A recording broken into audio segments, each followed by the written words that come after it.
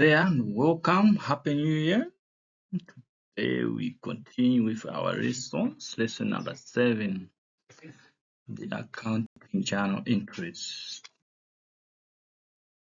Okay, the journal entries.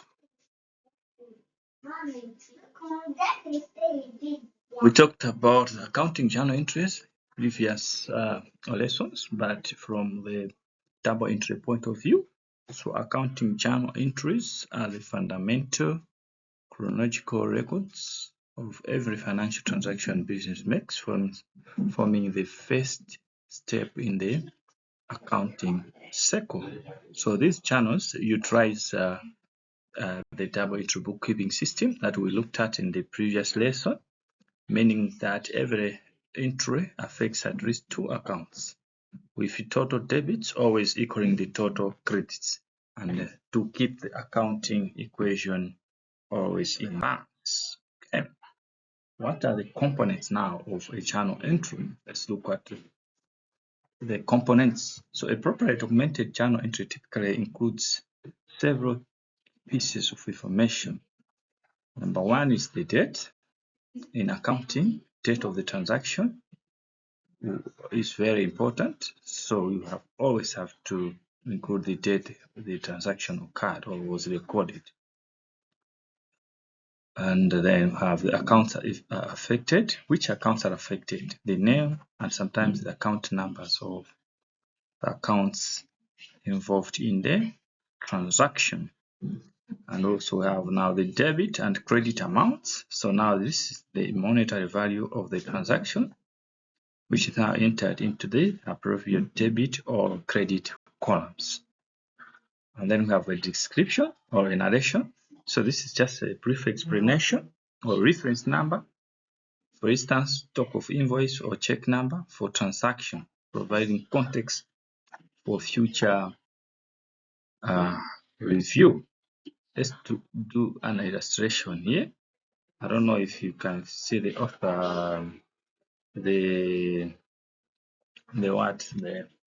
transaction. I don't know if the diagram you're able to see the figure properly, but the first transaction we have date, which is on 2 August, and then the account name affected, we have the office supplies and the cash account. So debit has gone to the office supplies account and the credit has gone to the cash account. So it means we bought office supplies by cash. That's why we have debited the office supplies account, which is an expense account, and then the credit went direct to the cash account because now there was a reduction in the asset of cash by that particular amount. Yeah, so I'm not going to go through all the illustration examples that are in here. So let's go to the last one. We had payment of 15,000 received from Macro Computing for sales made on credit. So we have the date there, 30 August. That's when the transaction occurred.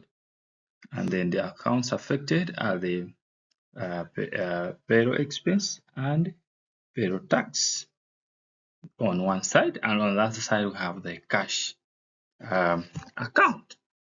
Okay, we move on. So this was just an illustration of how you incorporate all the key components of journal entry. So what are the rules of debits and credits? So this is more like a recap from the previous lesson on the rules of debits and credits when we are looking at the double entry bookkeeping system. So deciding which account to debit and which to credit depends on the account type and whether its balance is increasing or decreasing, as we've explained in our previous lesson. So just to refresh our memory, we have the type of accounts here. We have assets, expenses, liabilities, revenue, and equity. So in short, we said an increase in asset and expenses account are debit interest, while the decrease are the credit interest. As for the rest of the accounts, that is the liabilities, revenue, and equity, they increase with a credit interest and they decrease with a debit entry. Yeah, so that was a quick one, a quick recap on the debit and credit rules. We move on. Common journal entry examples. So we also already looked at several examples here. We have owner investing cash in a business. We have purchase of office supplies with cash. We have receiving cash for services rendered, paying utility bills with cash, purchasing equipment on credit. All these transactions have at least two accounts which they affect, and the debit or credit goes depending on the type of the account, as we have discussed in the previous slide. Okay, we move on. Now let us look at the types of journal entries. So beyond simple entries, which affect two accounts, other types include the compound journal entries. So these affect more than two accounts. So I've given an example of a payroll entry with multiple deductions. When we were introducing the double entry system, we said one of the general important rule is that each transaction affects at least two accounts. When we say at least two, it means it can be two or more. So this is a perfect example of an entry where more than two accounts have been affected. So these type of entries are known as compound journal entries. Okay, we're going to look at the examples later on. And then we have adjusting journal entries. So these are made at the end of accounting period to ensure revenue and expenses are recorded in the correct period. Hence, they are known as adjusting journal entries. It is very important for you as accountants to know how to pass these adjusting entries. So adjusting journal entries are made at the end of accounting year. One of the important roles that you perform at the end of accounting year as accountant is to ensure that now you have adjusted all the accounts and all the revenue and expenses are recorded in the correct period. So we have an example of recording a depreciation. We have accrued expenses. So how do you enter all those? So we're going to look at examples of all these adjusting entries and how they are entered at each period. And then we have closing journal entries. So these are used at the end of fiscal year to transfer balances from temporary accounts, especially on top of revenue and expenses, to permanent now equity accounts to prepare for the new financial period or financial year. Hence, they are known as the closing entries. So while manually recording can be possible, but you really need an accounting software. In an ideal world, you can't enter all the transaction that an entity performs manually. Okay. Simple and compound journal entries. These categories now describe the structure of a journal entry based on a number of accounts affected. Okay, so the simple journal entry is the most basic type. It's just a simple entry which affects only two accounts. One account is debited and the other one is credited for the same amount, hence balancing the account. For example, we are recording a cash sale of $500. So in this case, the debit goes to the cash because it's increasing. We have received, and then a credit goes to sale revenue. It's an increase in sale revenue. It's a credit entry.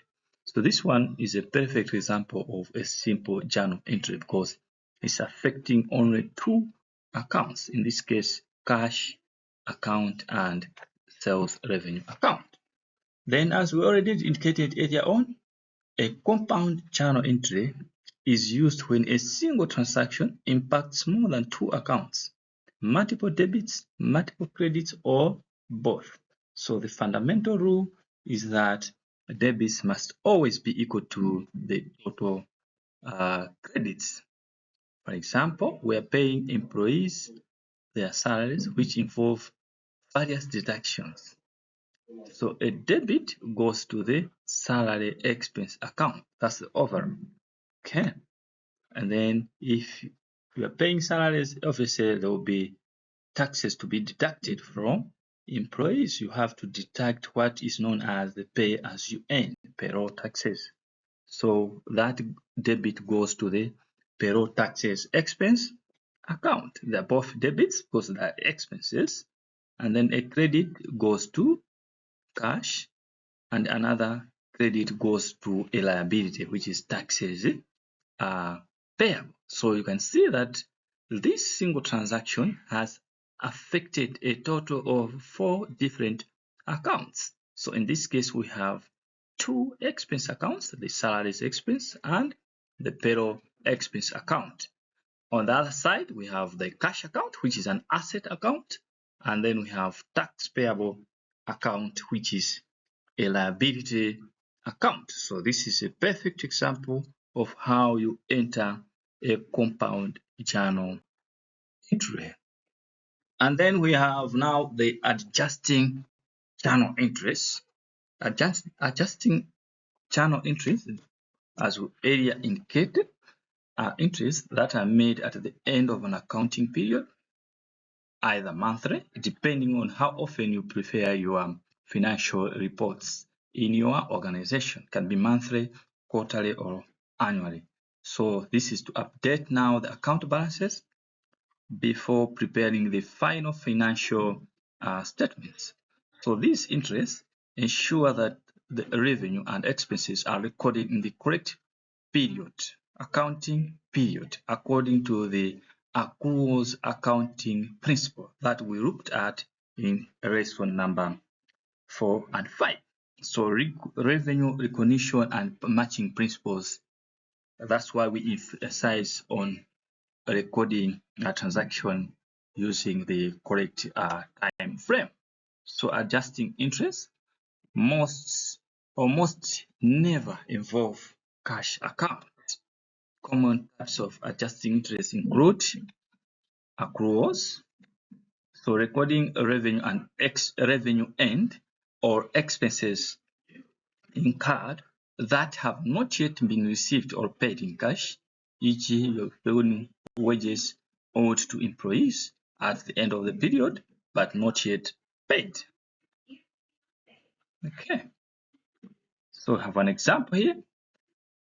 Employees earned 2,000 US in wages for the last 2 days of December, but will not be paid until the first week of January. An adjusting entry is needed on December 31st to record the expense and liability for December. So what we are basically saying is, even though the employee has earned this amount in the month of December, he will not be paid in December. He is going to be paid in January. But in compliance with the accruals concept, we have to record the expense still in December. So what are we going to do? So the company has incurred an expense and owes money, liability in December, which must be recorded though cash hasn't exchanged hands. So at the end of December, we're going to debit the salaries expense account because there's an increase in this expense. It has already been incurred. And at the same time, since we have not paid, we now have an obligation. So a credit goes to a liability account of salaries payables. That is at the close of the year 31st December. Okay, so due to limited time, I'll stop here for now. Just watch out for the next lesson where we now look at more examples of how we use these adjusting journal entries. Bye for now. Let's meet on the other slide. Thank you so much.